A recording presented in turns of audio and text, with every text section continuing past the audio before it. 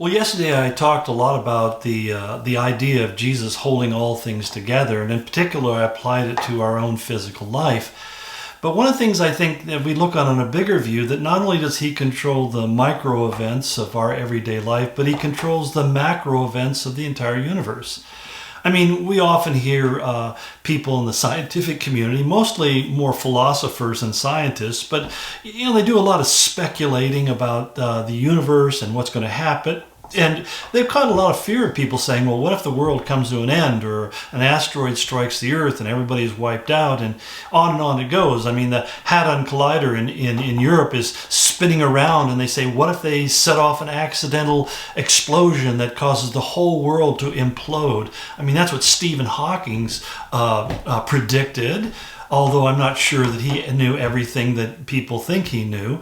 But nonetheless, these are ideas that have that the world is kind of hanging on this fragile edge, and we need to be running around like Chicken Little or a chicken with the head cut off, basically fearful of what might come next. And I would just like to counter that by saying that God is not only large, but he's also completely in charge. And that when it says that all things are held together by Jesus, the one who holds it together is not in danger of letting it fly apart until he is ready for that to happen. And when you think about the universe, I mean, the mass of the universe itself, I mean, it's incomprehensible, really. But when you think about how much does the Earth weigh, and the answer is it weighs 1,000 million quadrillion. In other words, it's estimated the mass of the Earth is 5.9 quadrillion kilograms, which is a number so incredibly large. It's like 12 million pounds. It's not anything that we can ever really measure. It's just something that they can extrapolate by a mathematical equation.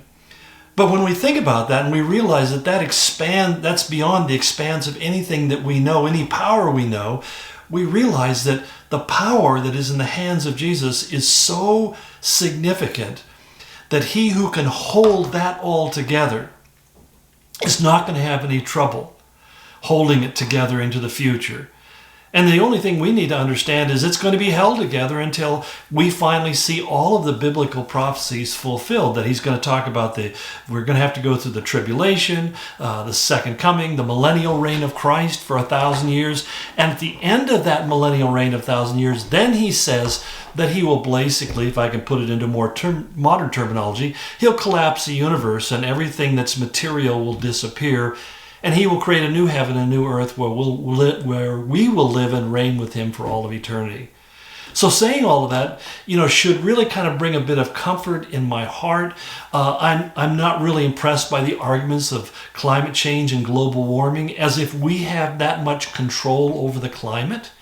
It's kind of an arrogance to even suggest such a thing, and I believe that most of the people who promote that don't really believe that themselves. When I think particularly of the politicians who tell us that the sea levels are going to rise if we don't stop keeping our cows from flatulating, but at the same time they're buying mansions on coastlines.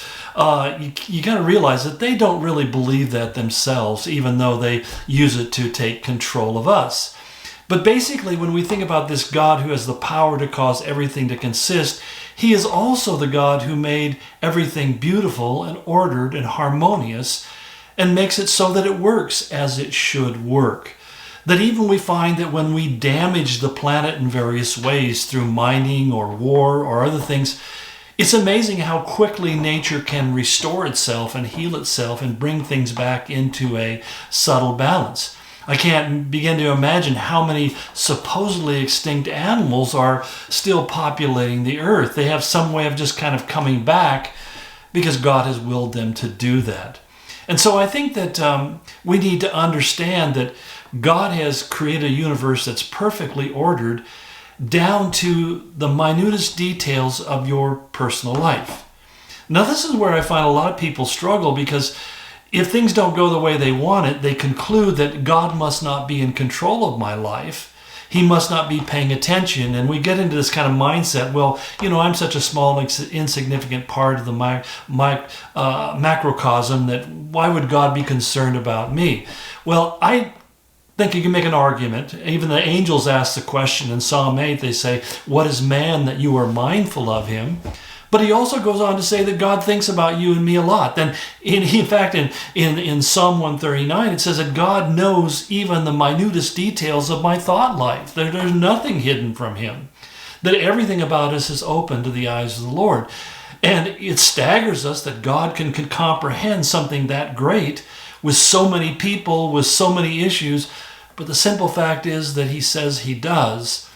And that should give us a certain peace and confidence in our day-to-day life, knowing that I'm not just a billiard ball bouncing off of other billiard balls and cracking up against the side rails, but rather that God has a very distinct plan.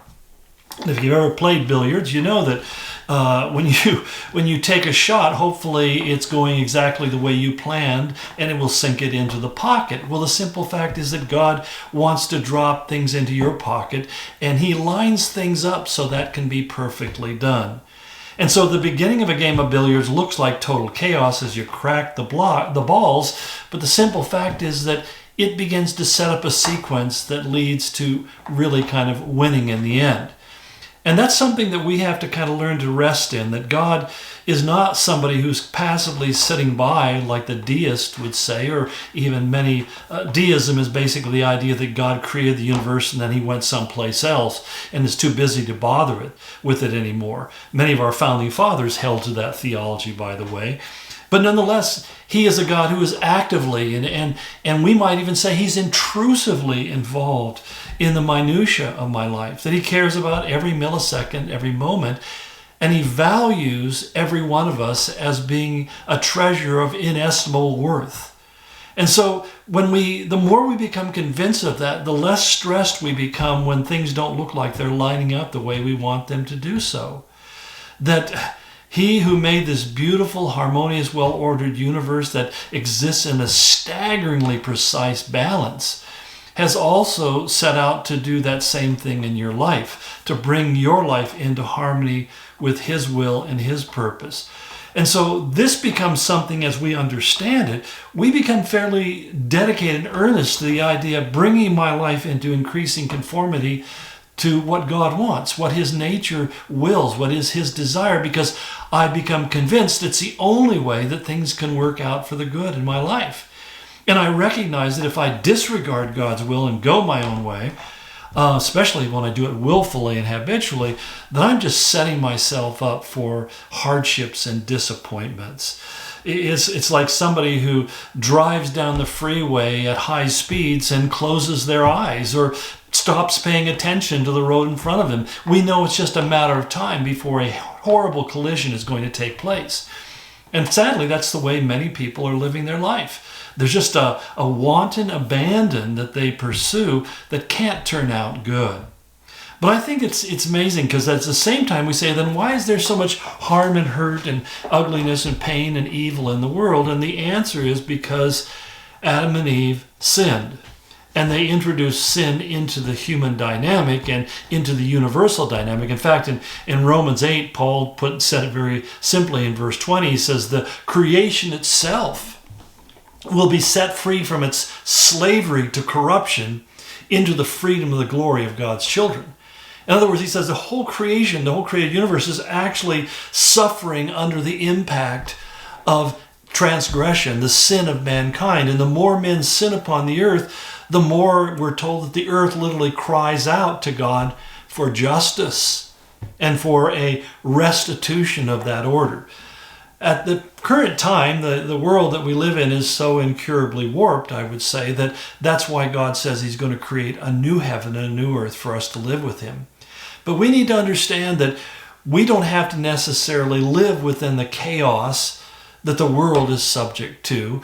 Even though the world may be swirling around us in craziness, we can be in this sweet spot with God where we know that our God is in control. He is the governor of the universe, and that he will cause all things in the end to work together for the good, for his good, as long as we do two things. One, we submit to his purposes, and we seek to live in a way that brings glory to him. He said, those who love him and are called according to his purposes. We know that those people can have the confidence that everything that's going on in their life is going to resolve itself in the way that God perfectly designed it for. Now, what does that also tell us? Well, we can never forget that we weren't created for time, and we're not going to see everything come together the way we think it should while we're in this time frame. It's when we enter into the timeless frame of eternity that we will see so clearly how that God knew what he was doing, and we went through a lot of unnecessary stress and strain because we didn't totally believe that until we were freed from it. So anyway, we'll continue on as we move into verse 18, where he's talking about Christ's relationship with the church. God bless you, and we'll see you tomorrow.